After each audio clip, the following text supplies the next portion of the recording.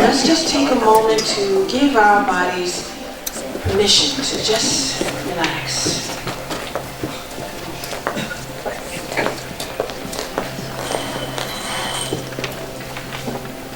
Just breathe and relax into this quiet moment. Take time to pause and restore your natural balance. You're giving yourself the greatest gift of all. Time to stop, to breathe, and allow joy to just bubble up within you. Right here, right now. Just be. Oh, holy moment, I rest in you now. And just feel your body relax with ease as you notice your breath. And now notice your heartbeat.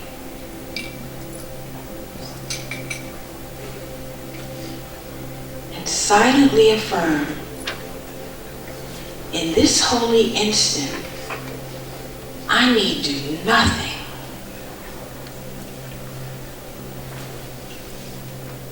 In this holy instant, I need do nothing.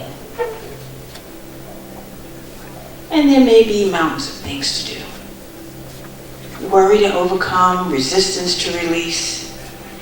And yet in one holy instant, the mountains can be moved.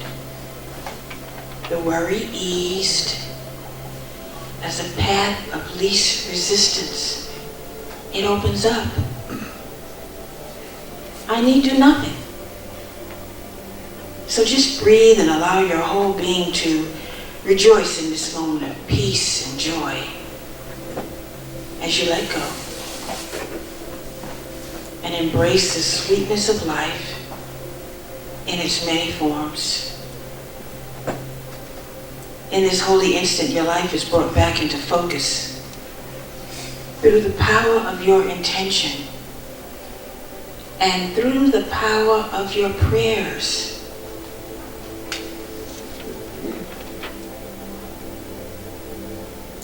So let's just take a moment, just a moment, and let's move into the silence and take these thoughts with us.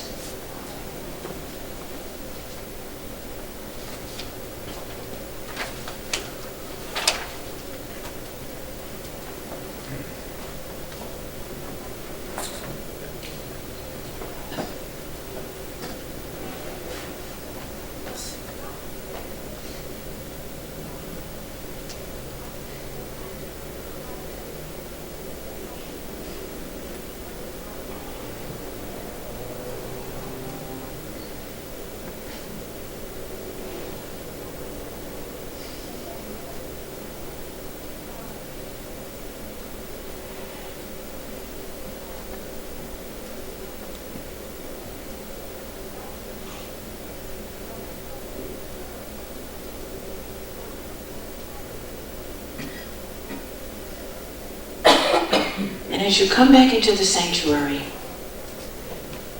breathe deeply and turn your attention to your surroundings and become fully present to the lingering feeling of joy and peace as you continue on with your day. This peace and this joy is yours to take. Namaste. I need do nothing. I love her. Good morning.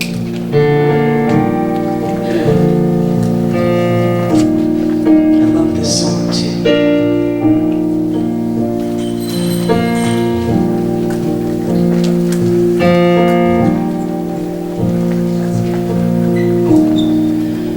You are sacred love, sacred love is all that you are. You are sacred love, sacred love is all that you are. Show the way, God, show the way. I want to live in such a state of grace. Lead the way, God, lead the way. I want to live in such a holy place. Such a holy place. You are blessed peace. Blessed peace is all that you are. You are blessed peace. Blessed peace is all that you are. Show the way, God, show the way. I want to live in such a state of grace. Lead the way, God, lead the way. I want to live in such a holy place. Such a holy place. Deepest joy. You are deepest joy. Deepest joy is all that you are. I'm talking to you. You are deepest joy. Deepest joy is all that you are. Show the way, God, show the way. I want to live in such a state of grace. Lead the way, God, lead the way. I want to live in such a holy place. Such a holy place. You are sacred love. You are sacred love. Sacred love is all that you are. You are sacred love. Sacred love is all that you are.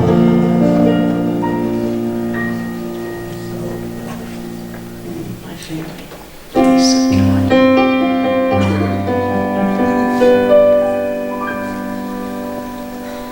You are the face of God. I hold you in my heart. You are a part of me. You are the face of God.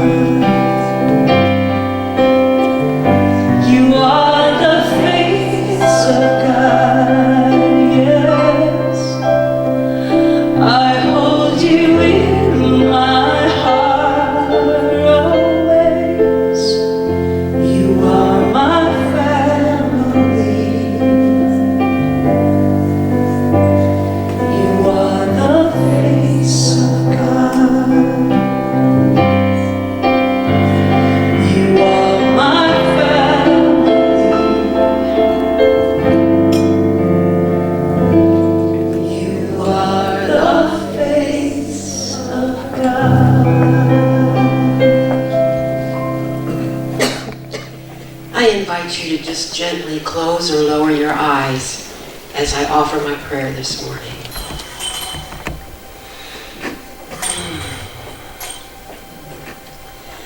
There is only one magnificent, infinite intelligence, one creative source,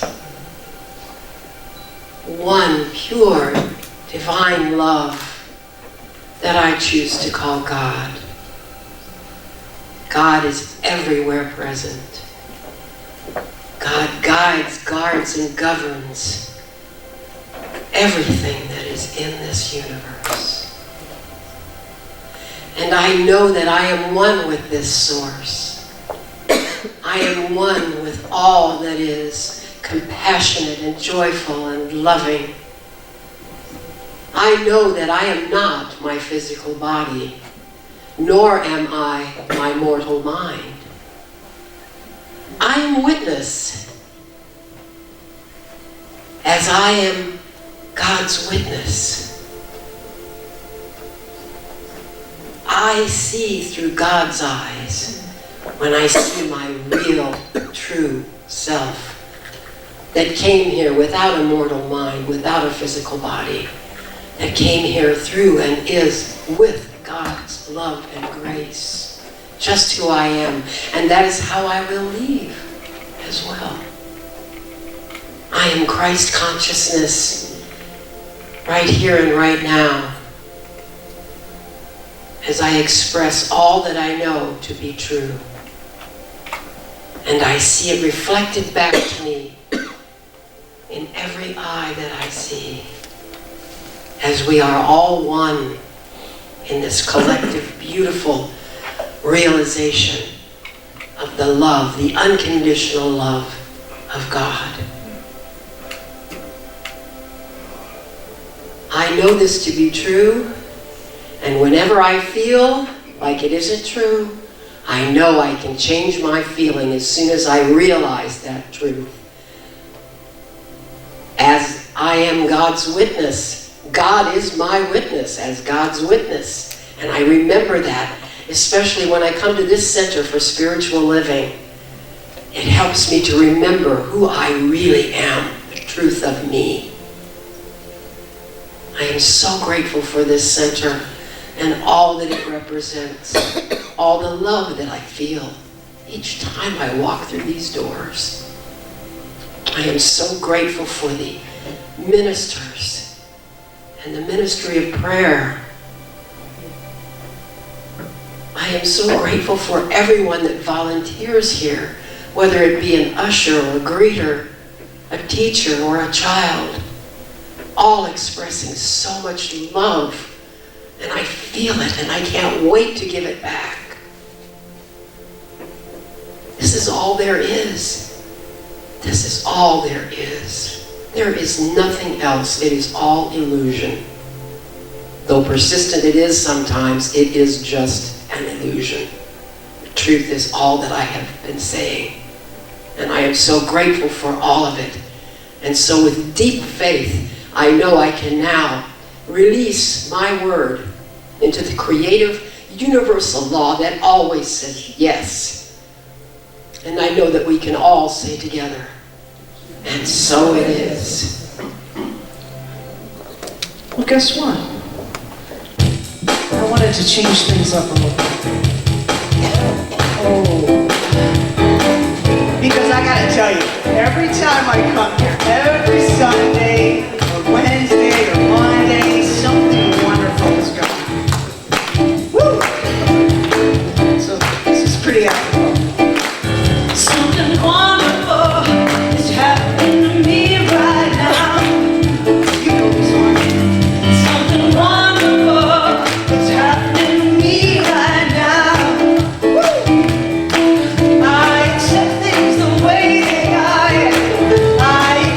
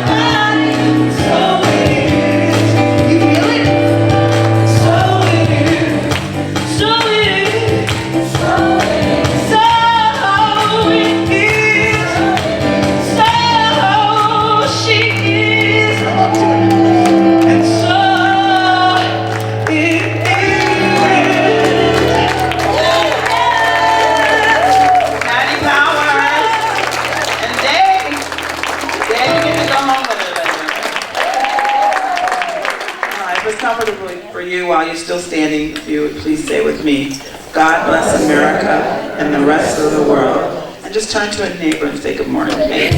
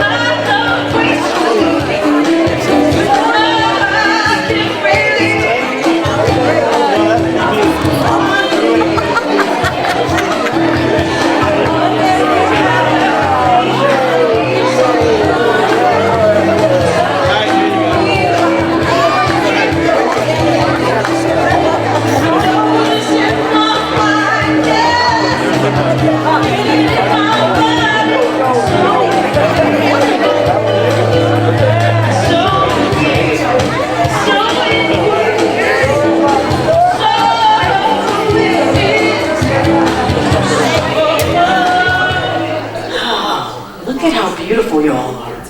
I missed you all last Sunday. I really did. Missed you? Yeah. I wasn't. Well, I didn't have much of a voice, but you know, we made it through. We made it through. I had better voice than I did on Thanksgiving Eve, but it couldn't have gotten much worse. So, yeah. Oh, I know I was up here for a reason. Raven, don't take all the cookies. Fabulous sweater reference, Stacey. Thank you. I know, right? All right. We're talking about this morning signs of the mind and the solstice. I have a little video that I'd like to introduce to you because I was like, why are we talking about the solstice? It's a pagan holiday, you know, and I get my little science of mind thing going on. And get kind of judgy about things, you know? I don't know, none of you I'm sure do that, but I don't like this talk title. But I did have our dear friend Reverend Anna help me out with a little bit. And so because Reverend Anna's not here, we have Reverend Cheryl that's gonna help me out with the solstice part of it. I'm good with the science of mind part of it. Yeah, so I'd like to show a video for you.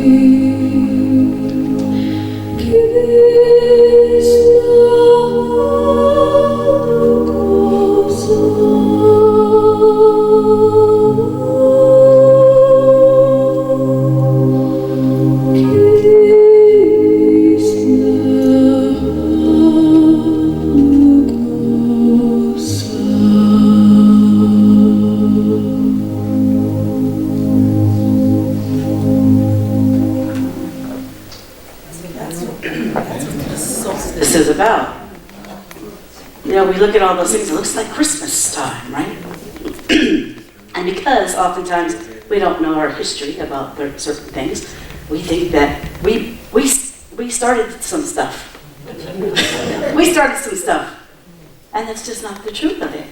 It's been around long before Christmas, the Yule season. And it's that same loving feeling, energy that has gone on long before Christmas season existed. And it's about the knowingness that each of us are eternal and immortal, and that even on the darkest day, that the sun will come back again during this time of winter. I thought that this past week, or Thanksgiving Day, when I was laying on my couch, I thought that I would feel like I was missing out on Thanksgiving, since it's my favorite holiday. But there was no sense of darkness in me at all. There's a sense that I needed to rest. There's a sense of, and you could have probably prevented this, Reverend Stacy, but there was not a sense of darkness. But that's a good feeling to know that the divine spark in me is always, always renewed, and that I don't have to go to that dark place. We'll talk about that dark place in a little while. But right now I'm going to have Reverend Cheryl talk about a little bit more about the solstice. The traditions and celebration and the history. The pagan holiday called Yule takes place on the day of the winter solstice, usually around December 21st. This year it takes place on December 22nd in the northern hemisphere.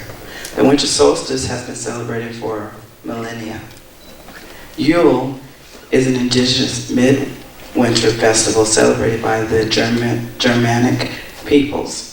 The earliest references to it are in the form of month names, where the Yule tide period lasts somewhere around 2 months in length, falling along the end of the modern calendar year between what is now mid-November and early January.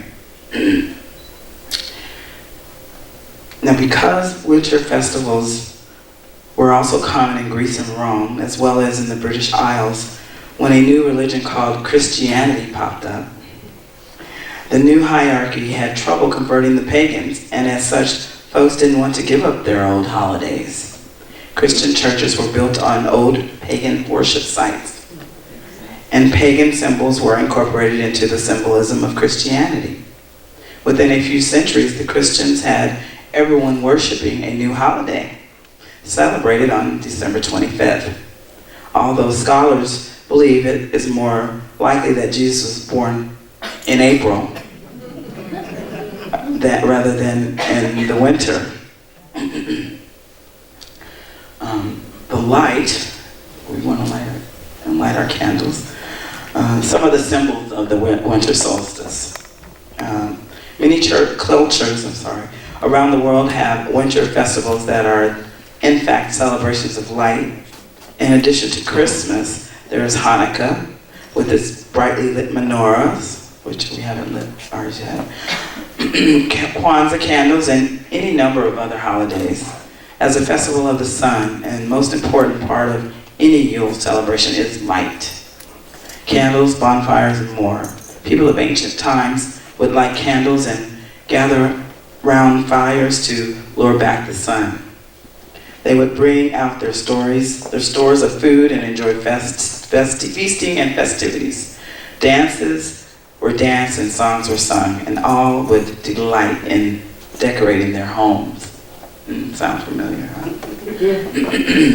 The Yule tree, which we have symbolized a little log cake here that you can actually eat after, was also another important symbol in pagan tradition.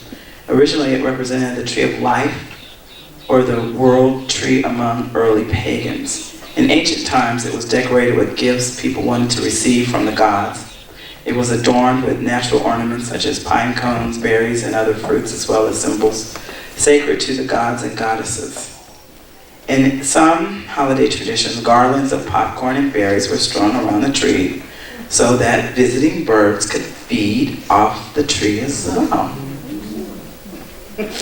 I know, huh? We have some gingerbread. I know you can smell it. Gingerbread was considered to be a specialty bread during this time, since ginger had not been available until the Crusaders brought it back in the 11th century.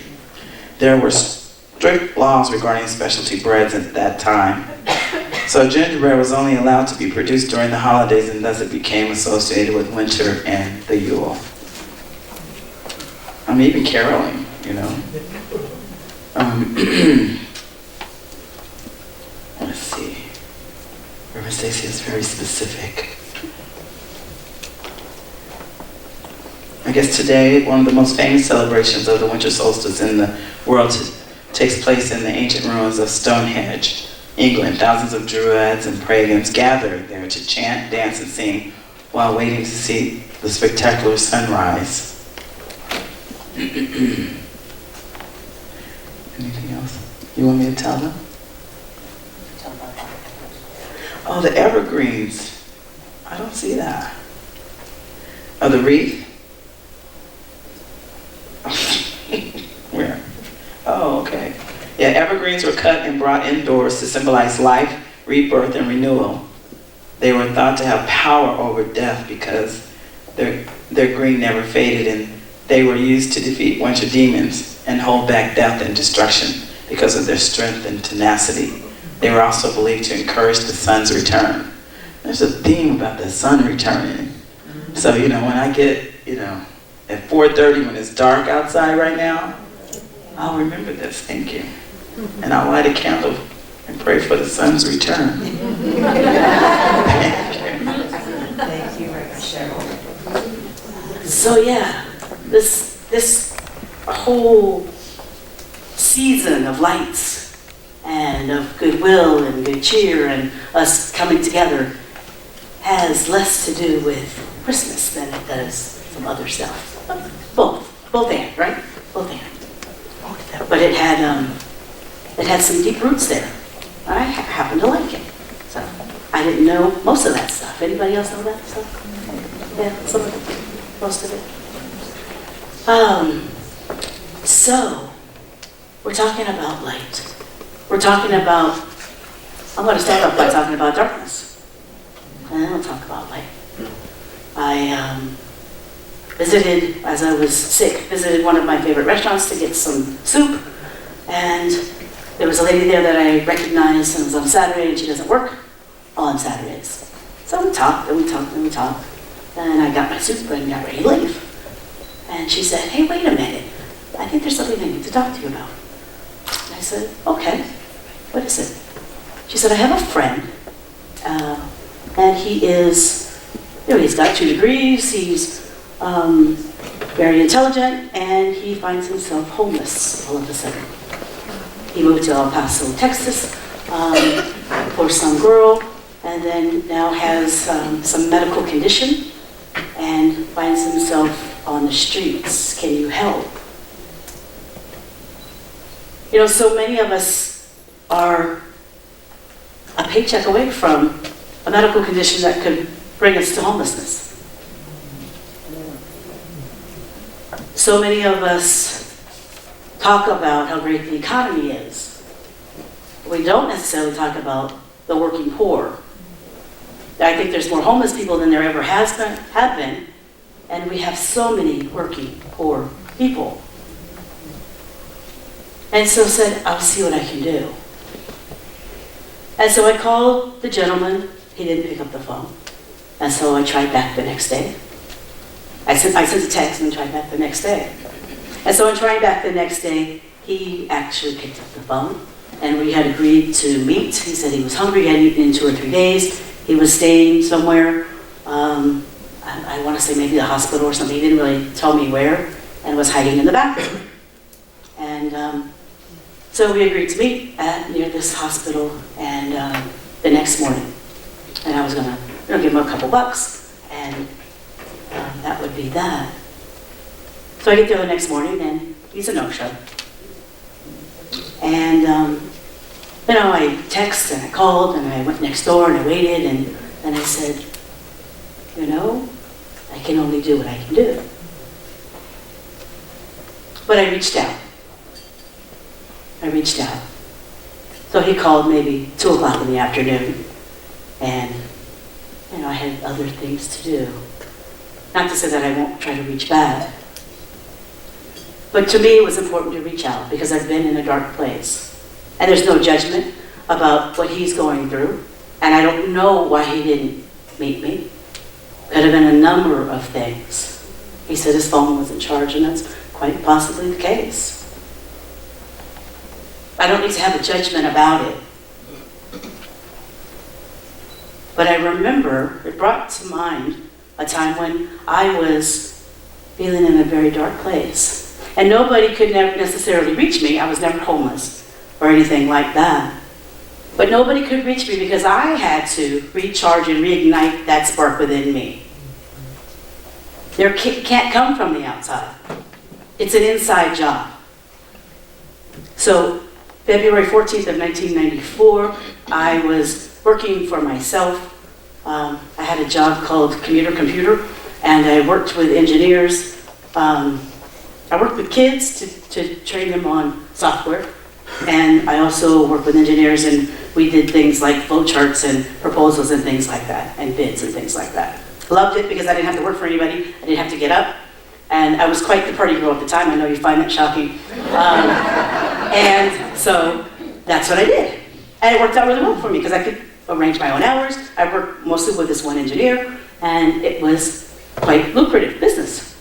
So February 14th, I'm sitting in his office in El Segundo, and I get a phone call from my father who was crying and saying my grandmother has lung cancer, and they predict that she has about a year to live. Now, my grandmother, it was the matriarch, very much the matriarch of the family, and she held the family together through a tough divorce. I've told you this many times. Parents still don't speak. They speak a little bit now because I have a nephew. But she was the one that really held that family together. And she would do anything for me. She'd curse me out, too, but she would do anything for me. And I knew that, and I played upon that, very much so. And so I remember feeling when I got that phone call, like somebody had just hit me from the side and everything went dark. Anybody ever feel that way? Maybe it's a health condition. Maybe you've lost a job. Maybe you've lost a home. Maybe you have no place of creative self-expression. It doesn't really matter what it is. It's not the magnitude of what it is. It's for no one else to judge. It's about how you felt when you got that news. And so I went through that feeling, doing everything in my power not to reignite the spark, because it was comfortable in that place. I felt like I had dug a hole underneath the ground about 20 feet deep. I didn't really want to come out. Maybe like this gentleman. As I say, I don't know if that's the story with the guy.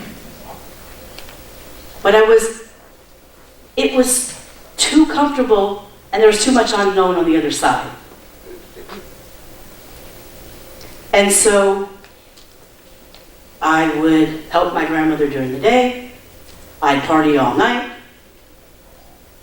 And I just lived in a state of darkness. Anybody ever felt that way? Yeah. It's not a good place.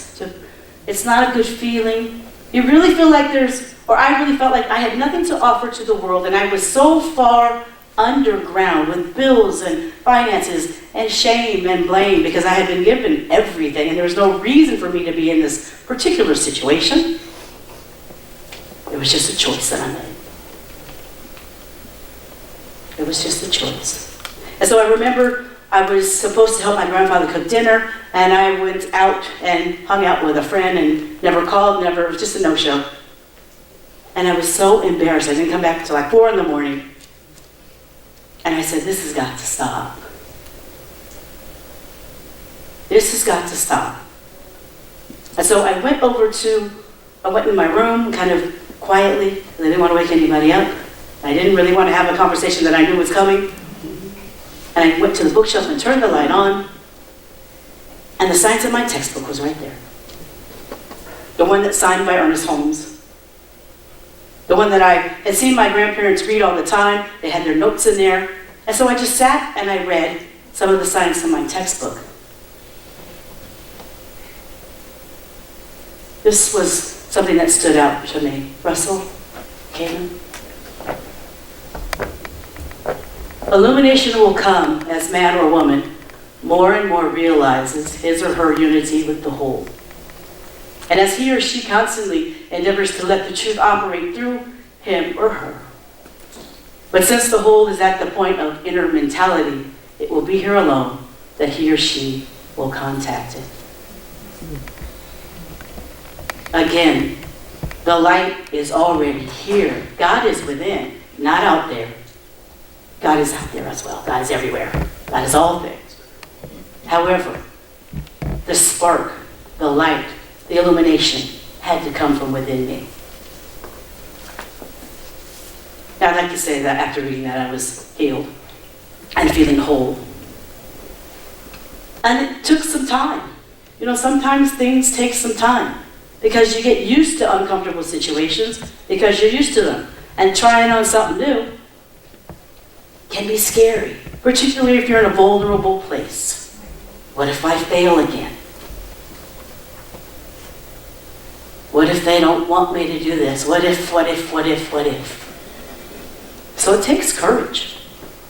We are in a teaching that takes courage. It is not the easiest of things to do to be responsible for every single thought that you have. Amen.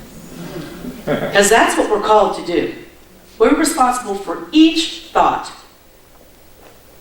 And for those beliefs that are running our lives, to look at those and change those when they won't serve you to get that which you want. Because thought plus belief equals manifestation or demonstration. It's not just change your thinking, change your life. It's the belief, those subjective tapes. That's why we ask you to go to class, because that's what changes the belief. You're able to uncover the belief. So often, they're just running. You have no idea why they're running. It could be your mom's tapes, it could be your dad's tapes that have been passed along to your subjective memory, and you're just going along with the ride. So many of us are there. Not in everything, but in some things. Right? I have an issue, I have up until now, or before now, I had an issue with money and lack thereof. That's an old tape. That is not the truth of me. And so I have to, every time that comes up, I have to look at it and say, that's not the truth of me. It's not the truth of who I am. It never was.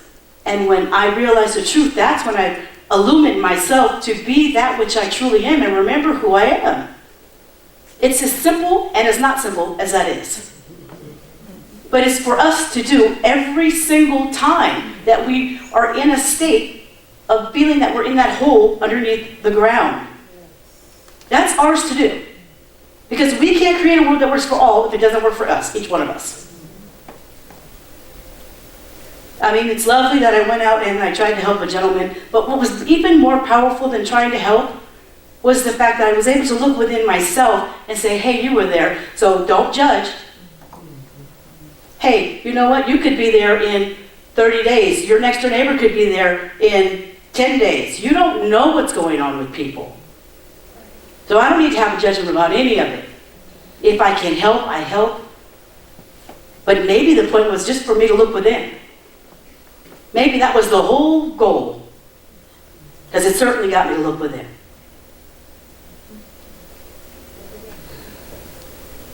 So, in this time, I love Juanita. That century was absolutely beautiful.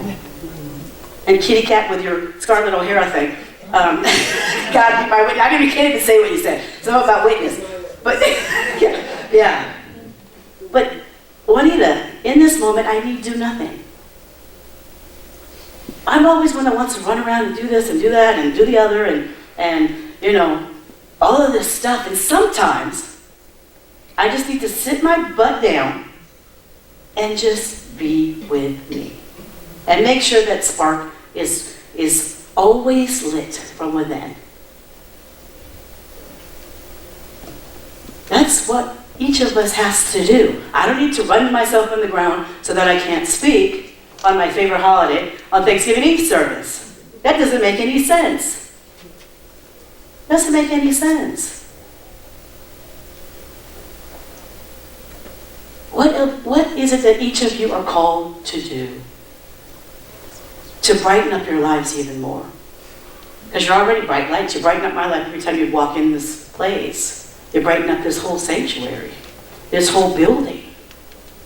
But I suspect that each of us could be even brighter than we already are. Yeah? And so find that which will ignite that spark within and live from that place. Live from that place. Next slide, last slide. Each year, this cycle of birth, death, and rebirth took place. And they began to realize that every year, after a period of cold and darkness, the sun did indeed return. The light never goes anywhere. It never goes anywhere. When it's dark here, it's light somewhere else. So what's ours to do, if you choose to accept it, is to look for the light. Because it's there. Now we've got two centers. One center, Reverend Doug's center, as he's retiring, they're going through an upheaval. You know, I know that center brings light to people. I don't like to see that this teaching is not given to every person, let alone the people that already have a home and, you know, stuff is an upheaval. We know a little bit about upheaval and change, don't we? We seem to go through it every few months. But if you have a senior minister that's been there for 17 years, you've never had any change, things might look a little dark. So please hold them in prayer. In Southern Nevada, you know, I don't know what's going to go on. We're going to do what we can to see what we can do to help out the situation. Again, you've got not quite as many people, but you've got people that are, you know, this is a teaching that changed my life. It got that spark back. Just from that one simple paragraph got me eventually to remember, hey, I remember what I read. And so probably 10 years later, when I got to that place where it's like, I need to go find something to uplift myself on a weekly basis. And then it was a bi-weekly basis. So please hold Southern Nevada in your prayers as well. This place, this teaching, all of CSL changes lives. That's what we're called to do. Through the beautiful music, Karen, Patty, Dave, through the prayers, Kitty Cat, and the centering. All of that is the vehicle through which we change lives just in the brief time we're together on a Sunday morning. And we do so much more than that. So much more than that. So enjoy your Yule season, your Christmas season. Enjoy some gingerbread and the Yule log, and know that you are loved and that you are special and you are divine beings of light, always. And if you ever question that, come see me. I love you all. Thanks. Love you. In the name of love. Woo! In the name of love. In the name of love. In the name of love.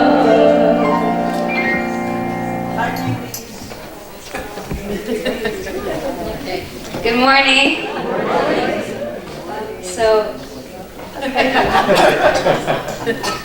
today we learned about the winter solstice, which is when the sun meets the lowest and the sun appears on the lowest point of the horizon. And it is celebrated on December 21st, and it symbolizes light coming into your life.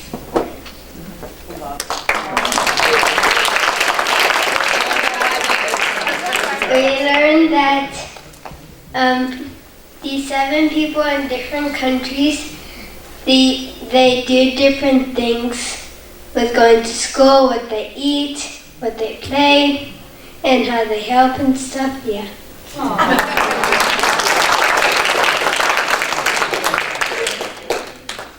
right, thank you, thank you. My first birthday present. It's a heart. We'll take the cake and the cookies and put it in the grand hall. There's some pies out there. I wish I had this to make a pie. I made a couple pies last night.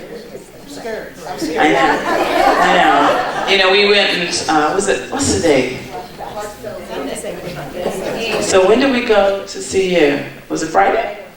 Friday, because Taya was, you know, it was a non-speaking role, but it was probably the most important one. In the Charlie Brown's Christmas, she was, who was that? Was it? Woodstock. She said, oh God. Woodstock, okay. Am I supposed to remember every Charlie Brown character?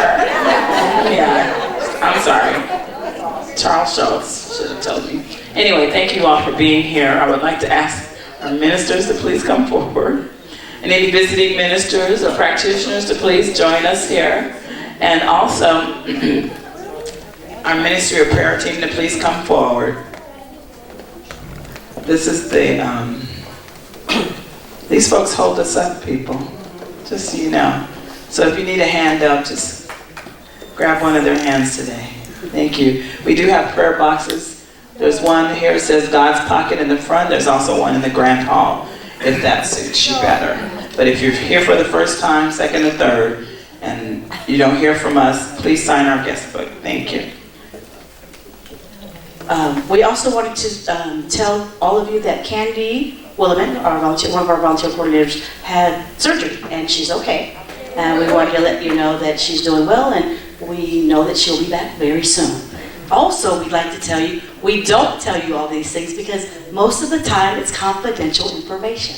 And so unless you explicitly say, you may tell the membership of this community, we can't tell you what's going on. We get a lot of questions about that. So just know that that's why we don't tell you. It's not because we don't care. All right. So if you would, please stand and connect. All right.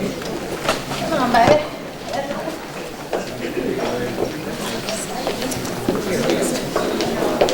And just breathe in all that excitement of this time of year.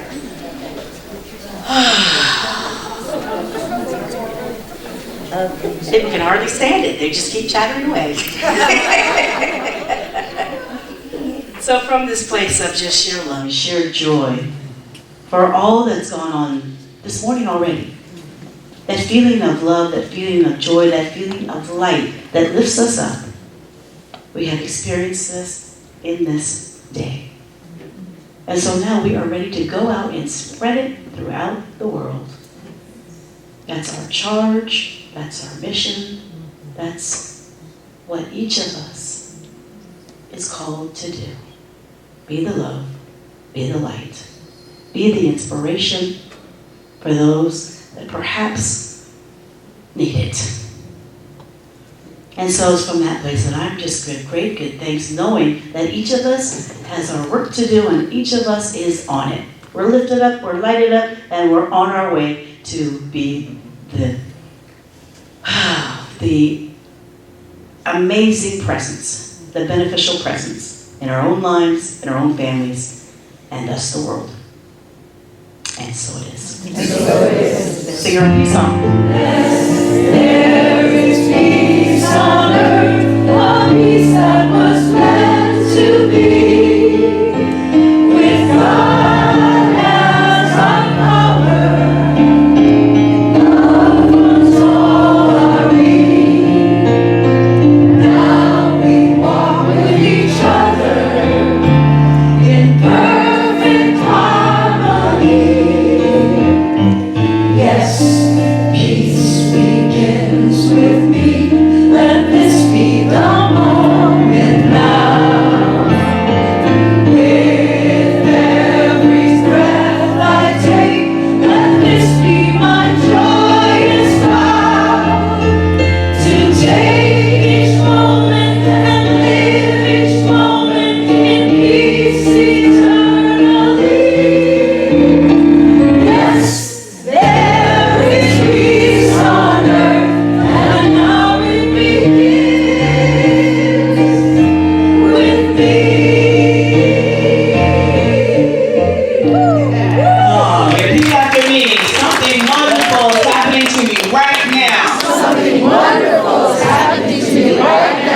I know this in my mind. I know this in my mind. I feel it in my body. I